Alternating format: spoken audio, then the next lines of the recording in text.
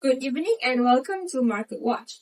Tonight, we feature an exclusive corporate profile on Lego Malaysia. Founded in 1932 by Oligarchist Sen, the brand name originates from the Danish phrase like God, which translates directly to play the fullest. Centuries-old values are now meeting a massive post-pandemic challenge.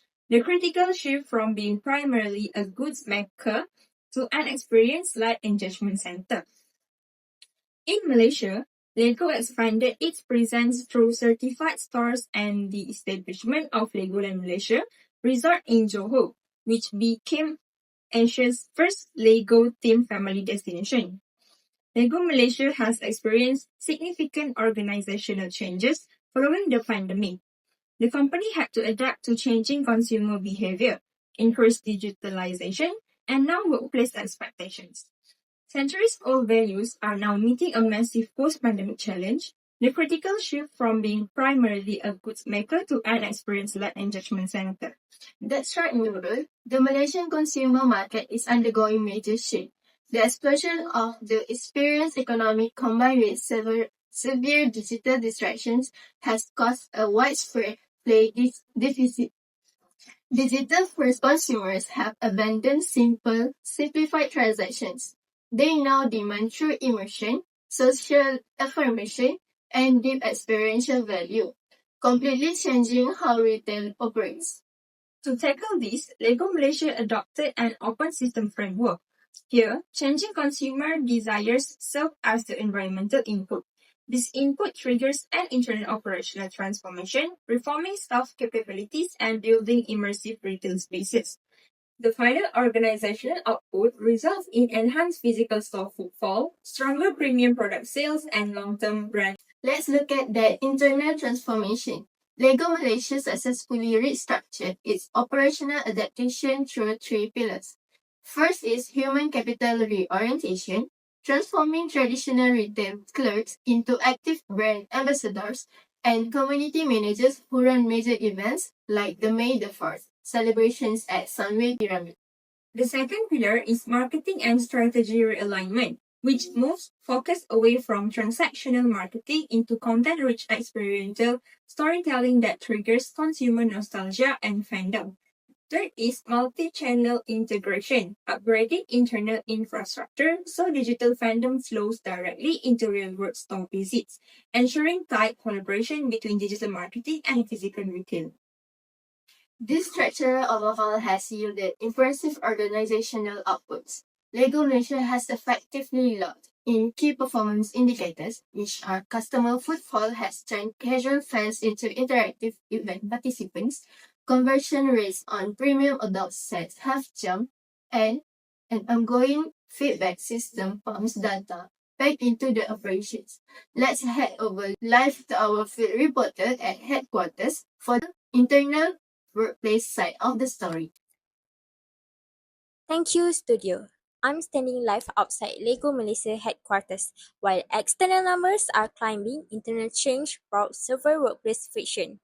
To balance post-pandemic needs, management introduced their global hybrid work strategy, the best of both, or BOB policy, moving staff from routine office hours to flexible works, requiring 3 days in the office and 2 days working remotely.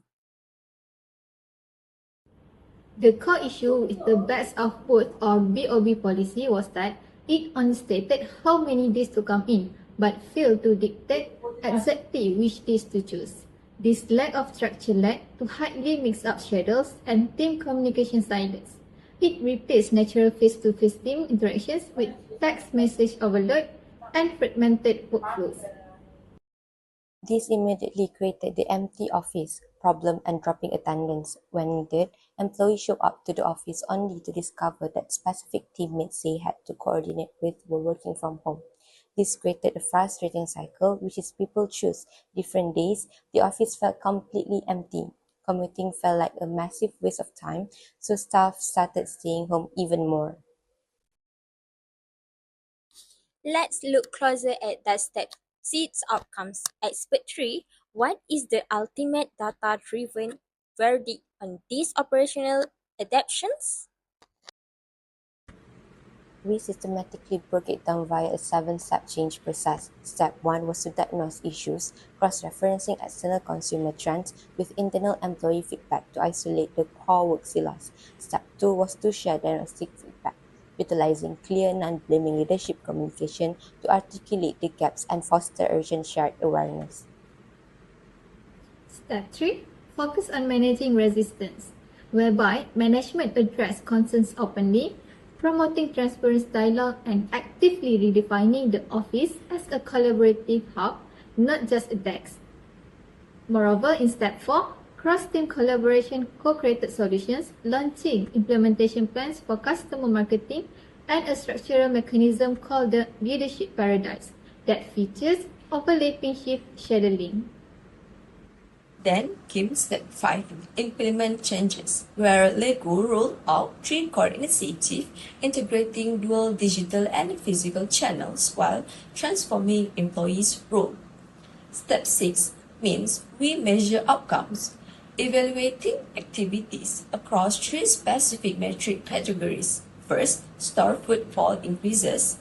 Second, sales growth. And finally, collaborative improvement. Finally, step 7. Feed performance data back into a continuous feedback loop to ensure operations stay adaptive. The action effectiveness figures are historically strong. Global revenue successfully stabilized above $9.8 billion following a post-2020 risk. Meanwhile, operating profit hit a record 8.1 billion Danish krone in the first half of 2024, a massive 26% growth supported by 7.5 billion in free cash flow, pushed heavily by retail footfall expanding to over 630 global hubs. Based on this, our critical verdict falls into a clear agree on strength, balanced with some heavy critics. On the positive side, training staff as a brand ambassador perfectly repair the digital play deficit, and an open free workplace culture that directly boosted creative teamwork. However, we must critique the weaknesses. The early hybrid work roles were incredibly messy. Random remote days triggered bad communication loops and created the empty office cycle. To prevent this from happening again, the team has introduced 3 concrete structured recommendations. For the first recommendation is fixed hybrid days. We set 2 fixed days for everyone to work in the office together, for example, Tuesday and Wednesday. This keeps team communication fully alive while preserving remote freedom on the other days, aligning beautifully with SDG 8 for decent work by boosting structured employee productivity. Recommendation 2 is a designated team sitting zone. Instead of letting people sit randomly everywhere, we divide the open office layout into clear, structured department zones. This stops staff from feeling isolated or lost and making it significantly easier for teams to talk and discuss tasks face-to-face. Recommendation 3 is a monthly HR survey using quick online form to track workplace stress and team coordination.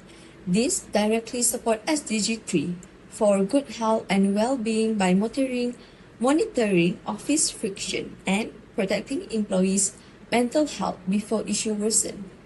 In conclusion, post-pandemic changes forced LEGO Malaysia to rethink external engagement and internal hybrid gaps.